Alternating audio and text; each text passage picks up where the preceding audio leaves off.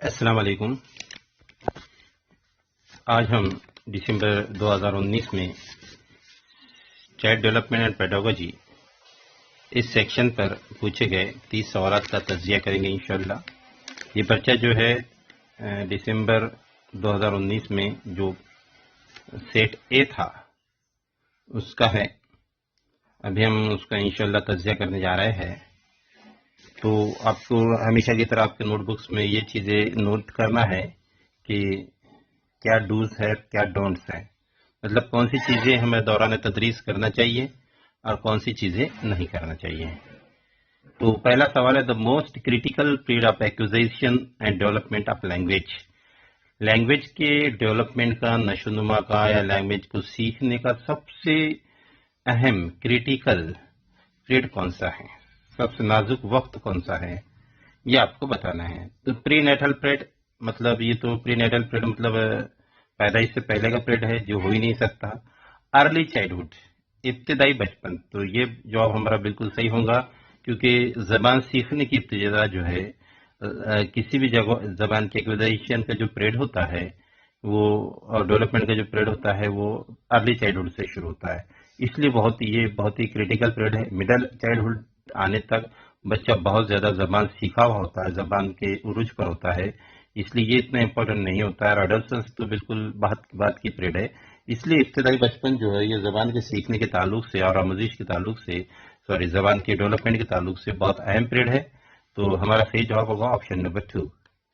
दूसरा सवाल है, which of the following is a stage of moral development proposed bye Lawrence Kohlberg. Lawrence Kohlberg ने, जो इससे पहले आपको बताया था मैंने, डेवलपमेंट की 3 स्टेजेस बताई थी मॉरल डेवलपमेंट की, और हर स्टेज में 2 सब पार्ट थे। तो कौन सा पीरियड जो है ये लॉरेंस कोलबर्ग के बताए हुए नजरिए का एक हिस्सा है। तो लेटेंसी स्टेज नहीं है, तो सोशल कॉन्ट्रैक्ट ओरिएंटेशन ये उनका स्टेज है। कॉन्क्रीट ऑपरेशनल स्टेज जो है ये भी इनका ताल्लुक कोलबर्ग से नहीं है। और इंडस्ट्री वर्सेस इंफेरियरिटी स्टेज जो है इसका भी ताल्लुक कोलबर्ग से नहीं है। तो हमारा सही जवाब होगा सोशल कॉन्ट्रैक्ट ओरिएंटेशन, मतलब ऑप्शन नंबर 2। तीसरा सवाल आता है, during classroom discussion a teacher often pays more attention to boys than girl. Teacher जो है ये लड़कों पर लड़कियों के मुकाबले में ज्यादा नजर रखता है, ज्यादा ध्यान देता है।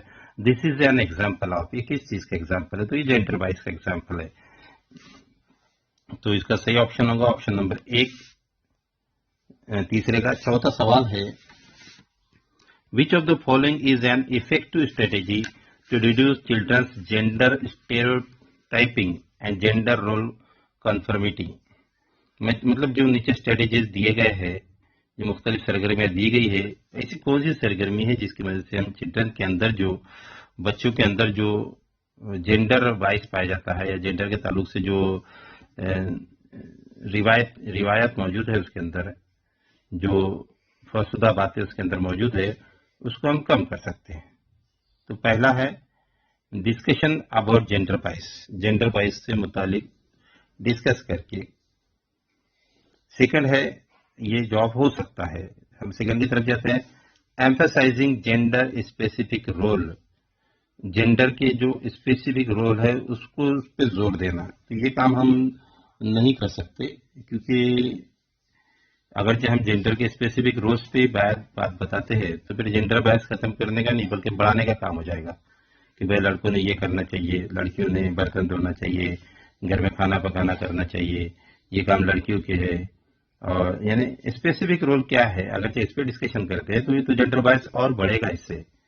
जेंडर सिग्रीगेटेड प्ले ग्रुप्स, ऐसे प्ले ग्रुप बनाए जिसके अंदर जेंडर्स के हिसाब से बच्चों को तकसीम किया गया हो, यानी लड़कियों के अलग ग्रुप, लड़कियों के अलग ग्रुप, ऐसा भी अगर हम करते हैं तो भी जेंडर वाइज की तरफ हम जा रहे हैं। जेंडर सेग्रीगेटेड सीटिंग अरेंजमेंट, ऐसी सीटिंग अरेंजमेंट जिसमें लड़कियों और लड़कियों की अलग अलग बैठने की व्यवस्था हो, तो ये भी अगर जो तरीका हम अपनाते हैं तो भी हम जेंडर वाइज को जोर दे रहे हैं। इसलिए नीचे के जो 3 तरीके हैं ये तीनों भी जेंडर वाइज को बढ़ाने वाले हैं। तो जाहिर सी बात है हमारा ऑप्शन सही होगा डिस्कशन करके। हालांकि किसी भी वैल्यू को, किसी भी मोरल को अगर तलबा में पैदा करना है तो महज डिस्कशन करके वो पैदा नहीं हो सकती। लेकिन चूंकि यहाँ पे जो ऑप्शन है नीचे के तीनों भी, ये तीनों जेंडर बायस को बढ़ाने का काम कर रहे हैं, इसलिए हमको ऑप्शन नंबर 1 जो बहुत कम इंपॉर्टेंट है उस पहलू से, लेकिन फिर भी हम उसको जवाब दे रहे हैं क्योंकि बाकी के जो 3 ऑप्शन है वो जेंडर वाइज बढ़ा रहे हैं। सवाल नंबर 5 है, which of the following theories while viewing children as active seeker of knowledge emphasise the influence of social and cultural contents on their thinking. कि बच्चों की which of the following theories, मुंतजर में से कौन सा थ्योरिस्ट जो है while weaving children as active seekers of knowledge, कि बच्चे अपना नॉलेज खुद बना सकते हैं। emphasize the influence of social and cultural content, उस पर समाजी और तहजीबी मवाद का बहुत ज्यादा असर होता है। इसका बात हमें कौन से थेरेरिस्ट ने बताई है? तो जहां भी सोशल और कल्चरल थ्योरी की बात आती है हमारे सिलेबस के हिसाब से उसका जवाब होता है वाइगोट्स्की। तो हमारा सही जवाब होगा लेव वाइगोट्स्की, ऑप्शन नंबर 2। छठा सवाल है, while working on jigsaw puzzle, एक जिगसॉ पजल है, पजल को हल करते वक्त एक 5 साल की लड़की है जिसका नाम है नजमा, वो अपने आप से बात करती है, where is the blue piece, blue piece का है, no not this one, darker one that would go and make this shoe, darker one काम का है and that would go here and make this shoe, जिसकी मदद से हम ये शू बना सकते हैं। तो वो अपने आप से गुफ्तगू कर रही है। तो this kind of talk is referred by Vygotsky. Vygotsky ने इस टाइप की जो गुफ्तगू है उसको क्या नाम दिया? तो जाहिर सी बात है, इससे पहले भी हमने पढ़े हैं, इसके ताल्लुक से यह है प्राइवेट स्पीच। टॉक अलाउट जोर से तो गुफ्तगू कर रही नहीं है। स्कैफोल्डिंग जो है ये एक अलग चीज है, और इगोसेंट्रिक स्पीच का ताल्लुक जो है वाइगोट्स्की से नहीं है। वाइगोट्स्की से इन दोनों का ताल्लुक है, प्राइवेट स्पीच और स्कैफोल्डिंग, लेकिन यहाँ पर प्राइवेट स्पीच ही है क्योंकि वो अपने आप से गुफ्तगू कर रही है। तो हमारा सही जवाब होगा पहला। Giving cues to children and offering support as and when needed is an example. तुलबा को क्लूज देना और उनका सपोर्ट करना, किसी भी सवाल का जवाब हल करने में उनकी मदद करना। तो ये भी वाइगोट्स्की का बताया हुआ एक चीज है जिसको हम बोलते हैं स्कैफोल्डिंग। मतलब जहां बच्चे सीखते वक्त ऐसी जगह पर रुक जाते हैं तो वहां पर उनको माहौल में मौजूद जो उनसे सीनियर लोग हैं या उनके असातिज़ा है या उनके बड़े भाई है, दोस्त है, या माहौल के मौजूद माहिरीन लोग हैं, इनकी मदद जो हासिल होती है उसे हम स्कैफोल्डिंग कहते हैं। तो यहाँ पर टीचर जो तलबा को हल करने के लिए सपोर्ट देता है या क्लूज देता है, तो ये स्कैफोल्डिंग में आता है। तो हमारा 7 का सही जवाब होगा ऑप्शन नंबर 4। 8वां सवाल है, which of the following behaviour characterize the concrete operational stage as proposed by Jean पियाजे। जीन पियाजे ने जो कॉन्क्रीट ऑपरेशनल स्टेज बताई थी उसके अंदर की कौन सी खुसूसियत जो ये उसके अंदर आएगी, ये हमें देखना है। तो hypothetic, deduction, reasoning, proportional thought, ये कॉन्क्रीट ऑपरेशनल स्टेज के बाद की स्टेज है। दूसरा है कंजर्वेशन, क्लास इंक्लूजन, इसका ताल्लुक इस स्टेज से है। और एक ग्रुप हमें जब भी हम इसके नोट्स बनाए तो चारों जो स्टेजेस हैं उसमें से पहले स्टेज में कौन सी खूबी होती है, दूसरे स्टेज में कौन सी है, तीसरे स्टेज में कौन सी है, चौथे स्टेज में कौन सी खूबी है, तो ये चीजें हमको सोचना पड़ती हैं। तो कॉन्क्रीट ऑपरेशनल स्टेज के बारे में कौन सी खूबी है इसको हमें बताना है। तो इसका सही ताल्लुक है कंजर्वेशन, मतलब किसी भी चीज को जतन करने की सलाहियत, और क्लास इंक्लूजन। तो 8 का सही जवाब होगा option number 2। Which of the following is a Piagetian construct in the context of cognitive development of children. बच्चों के जो कॉग्निटिव डेवलपमेंट होता है उसके ताल्लुक से जो पिजे ने अपना नजरिया पेश किया था उसमें से कौन सी चीज का उसका ताल्लुक है, कौन सा कंस्ट्रक्शन, मतलब कौन सी चीज, कौन सा खाका उसने पेश किया था। तो वो जो खाका पेश किया था इससे पहले भी हमने देखे है वो है स्कीमाज। सवाल नंबर 10 की तरफ चलते हैं। Primary objective of assessment should be, assessment जो होती है, खदर पैमाई जो होती है, उसका सबसे अहम मकसद क्या है? Assigning rank to school, student के रैंक तय करना। तो ये हमने पहले बताया है कि ऐसा मॉडलिंग नहीं करना चाहिए, कोई भी बच्चों की रैंकिंग नहीं करना चाहिए। तीसरा है labelling students as per their score, बच्चों को लेबलिंग करना उनके स्कोर्स के लिहाज से, ये भी गलत काम है। मार्किंग पास और fail in the report cards, सिर्फ यही मकसद नहीं है कि बच्चे फेल है या पास है, ये जाहिर करने के लिए हम असेसमेंट नहीं लेते। तो असेसमेंट लेने के लिए जो हमारा यहाँ पे ऑप्शन नंबर 2 देखते हैं कि understanding children's clarity and confusion about related concept. जिस कंसेप्ट की कदर पैमाई हो रही है, जो कंसेप्ट पढ़ाया गया है, उसके ताल्लुक से तलबा की क्लैरिटी क्या है या उनके कंफ्यूजन क्या है, कौन सी बात उनको वाज़ेह तौर पर समझ में आ गई है और कौन सी चीज के ताल्लुक से अभी भी कंफ्यूजन है, इस चीज को मालूम करना यानी असेसमेंट। तो ये सही जवाब होगा, ऑप्शन नंबर 2 जो है इसका सही जवाब होगा। ऑप्शन नंबर 1 और 3 ये मुअल्लिम को कभी भी नहीं करना चाहिए। सवाल नंबर 11 है, which of the following statement about intelligent is correct. Intelligent के ताल्लुक से कौन सा बयान सही है? तो इंटेलिजेंट है फिक्स्ड एबिलिटी, एक मखसूस एबिलिटी है, तो ये हम बोल ही नहीं सकते। जिसका तयन जो है बर्थ के वक्त में हो जाता है, डिटरमाइंड जो है बर्थ के टाइम में हो जाती है, बात गलत है। Intelligence can be accurately measured and determined by using standardized to test. Can be accurately, बिल्कुल एक्यूरेटली हम किसी भी इंटेलिजेंस को मेजर नहीं कर सकते, ये बात को अच्छे से ध्यान में रखना है। Intelligence is a unitary factor, ये एक यकजुज से मुनसिर है या सिंगल ट्रेड है, वाइड ट्रेड है, ये गलत है क्योंकि वो तो कई आमिलों से मिलकर बनी हुई है सानत। Intelligence is a multidimensional, yes ये सही है कि इंटेलिजेंस जो है ये मल्टी डायमेंशनल है and set of complex abilities, और बहुत सी अलग अलग मखलूत एबिलिटीज, मखलूत खूबियों से मिलकर बनी हुई है, तो ये बात बिल्कुल सही है। तो 11 का सही जवाब होगा ऑप्शन नंबर 4। 12वां सवाल है, Ruhi always think of multiple solution to a problem. Ruhi बार हमेशा किसी भी प्रॉब्लम के अलग अलग जवाब निकालती है। Which are original solutions. Ruhi is displaying characteristics of an, कौन सी इसकी है? तो क्रिएटिव थिंकर है, ये बात सही है।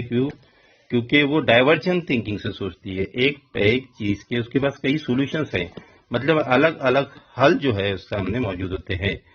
कन्वर्जेंट थिंकिंग अगरचे होती है तो एक ही हल उसके पास मौजूद होता है। एगोसेंट्रिक थिंकर तो नहीं हो सकती क्योंकि उसका ताल्लुक प्रॉब्लम सॉल्विंग से नहीं है। रिजिड थिंकर भी नहीं है, मतलब बिल्कुल जिसमें लचक ही नहीं होती। सख्त थिंकर भी है नहीं। तो हम इस बात ध्यान में रखते हैं कि जब भी कोई एक मसले का बहुत सारे हल हमारे सामने हम निकाल पाते हैं तो हम डाइवर्जेंट थिंकिंग पे गौर कर रहे हैं, और डाइवर्जेंट थिंकिंग जो है हमको क्रिएटिव थिंकर की तरफ लेके जाती है। इसलिए ऑप्शन 12 का सही ऑप्शन होगा ऑप्शन नंबर 1। 13वां सवाल है, in a situation of less participation of student belonging to a deprived group in teaching learning process a teacher should. एक ऐसे हालात हमारे क्लास के अंदर आए हैं जो ऐसा बच्चा जो पसमानदा तबके से है, वो टीचिंग लर्निंग प्रोसेस में बहुत कम हिस्सा लेता है, लेस पार्टिसिपेशन करता है, कम हिस्सा होता है। वो बच्चा जो है वो डेप्रीव्ड ग्रुप से है। डेप्रीव्ड ग्रुप से मतलब पसमानदा तबके से है।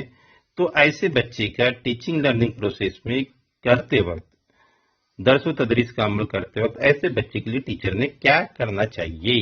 Teacher should ask the children to withdraw from school, उससे कहना कि भाई तुम स्कूल छोड़ दो। ये तो किसी भी टीचर को पावर नहीं है ये बोलने का कि भाई तुम स्कूल छोड़ दो, ये डोंट है।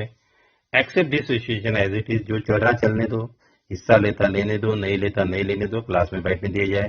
तो ये बात भी गलत है क्योंकि तलबा की नशोनुमा की जिम्मेदारी, तलबा की तरक्की की जिम्मेदारी मुअल्लिम की है। अगर जब उसे उसी हाल में छोड़ दिया जाएगा तो तरक्की नहीं करेगा। Lower are expectations from such students, ऐसे बच्चों से तवक्कुआत कम रखना चाहिए। ये भी बिल्कुल डोंट है, किसी भी बच्चे से हम तवक्कुआत कम नहीं रख सकते। मतलब ये तीनों भी ऑप्शन जो है हमको नेगेटिव सेंस की तरफ लेके जा रहे हैं, मतलब ये तीनों भी ऑप्शन हमको चलते नहीं है। अब ऑप्शन नंबर 4 देखते हैं, reflect on her own teaching and, उसने अपनी खुद की टीचिंग से मुतालिक सोचना चाहिए मौलिम ने कि बच्चा जब कम इंटरेस्ट ले रहा है, कम दिलचस्पी ले रहा है, तो कहीं मेरी टीचिंग में प्रॉब्लम तो नहीं है। And find ways to improve students involvement, और ऐसा तरीका तदरीस ढूंढ कर निकलना चाहिए जिसकी वजह से वो बच्चा जो है, वो स्टूडेंट जो है इसके अंदर ज्यादा से ज्यादा मुतहरिक हो सके। मतलब मौलिम को अपने तरीके तदरीस को बदलने की जरूरत है, तरीके तदरीस पर ध्यान देने की जरूरत है। तो सही ऑप्शन होगा 13 का 4। 14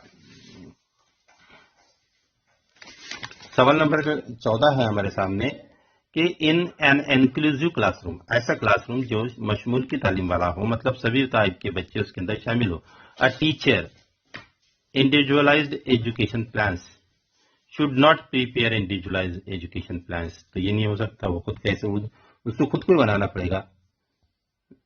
शुड ऑकेजनली प्रिपेयर, कभी कभी बनाता है, कि हर बच्चे की तालीम किस तरह हो इसके ताल्लुक से उससे प्लान बनाने की जरूरत नहीं है। देखो सवाल इस तरीके से है कि जो मशमूल की तालीम वाला कमरे जमात है, यहाँ पर जो उस्ताद है उसने इंडिविजुअलाइज्ड एजुकेशन मतलब फर्दन तालीम के ताल्लुक से क्या करना चाहिए, प्लान के ताल्लुक से, तो शुड नॉट प्रिपेयर बनाना नहीं चाहिए, ऐसा तो हो ही नहीं सकता, इसलिए जवाब हमारा कट नहीं। शुड ऑकेजनली प्रिपेयर, कभी कभी बना चाहिए, ये भी नहीं होना चाहिए, ये भी नहीं हो सकता। शुड एक्टिवली प्रिपेयर, बिल्कुल एक्टिव होकर तैयार करना चाहिए, तो ये जवाब तो हमारा बिल्कुल पॉजिटिव की तरफ जा रहा है, तो ये जवाब हो सकता है ऑप्शन नंबर 3।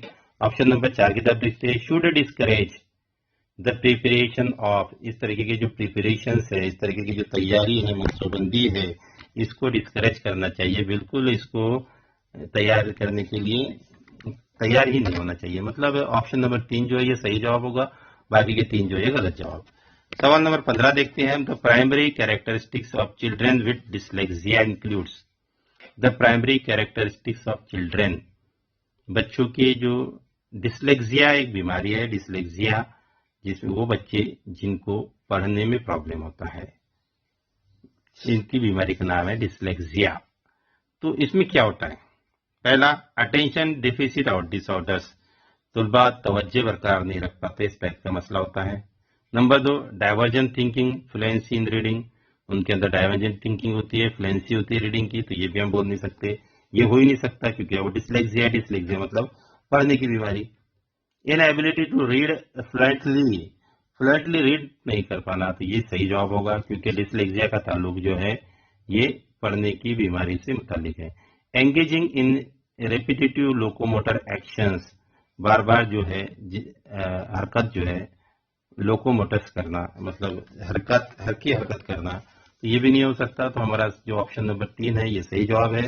तो अल्हम्दुलिल्लाह यहाँ पे हमने 15 सवाल के जवाब कंप्लीट किए। चूंकि वीडियो जो है ये बहुत बड़ा हो जाता है और बड़ा हो जाने की वजह से उसको डाउनलोडिंग में मुश्किलात पेश आती है, इसलिए 15 सवाल की वीडियोज ही बनाकर पेश की जा रहे हैं। तो अल्हम्दुलिल्लाह यहाँ पर हमारा पहला 15 सवाल का सेक्शन खत्म होता है। अस्सलाम वालेकुम।